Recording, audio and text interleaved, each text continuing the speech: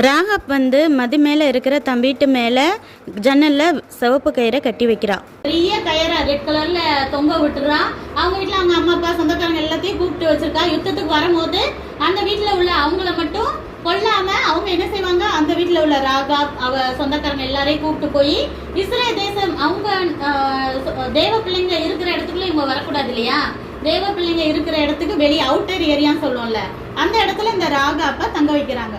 இவன் தப்பான பொண்ணுதான். ஆனா அப்புறம் என்ன செய்யறா, தேவன் நம்ம கும்பிடுற யெகோவா தேவனையே தனக்கும் சொந்த தேவனை ஏற்றுக்கொண்டு கும்பிட்டு மனம் திருந்தி நான் இனிமே இந்த மாதிரியான ஒழுக்கக்கேடான காரியத்தை செய்ய மாட்டேன், இனிமே உண்மையும் உத்தமா சம்பாதிச்சு வாழ்வேன்னு சொல்லிட்டு அதுல உறுதியா இருக்கிறா. அப்போ இதை பார்த்துக்கிட்டே இஸ்ரேல் ஜனங்கள்ல இருப்பாங்க இல்லையா, இவன் நல்ல பொண்ணா இப்ப மாறிட்டான்னு சொல்லி, அதுல ஒருத்தர் இஸ்ரேல் ஜனங்கள்லயே ஒருத்தர் சல்மோன், சொல்லுங்க சல்மோன் அப்படிங்கிறவர் கல்யாணம் பண்ணி அவளை இப்ப எதுக்குள்ளேயே கூட்டிட்டு வந்தாங்க, கானான் தேசத்துக்குள்ளே கூட்டிட்டு வந்தாங்க. கானான் தேசம் யாருக்குரியது, இஸ்ரேலுக்கு உரியது. அவ இப்ப உள்ளக்க வந்துட்டு அவ இப்ப என்ன ஆயிட்டா, சொந்தக்காரியா மாறிட்டா.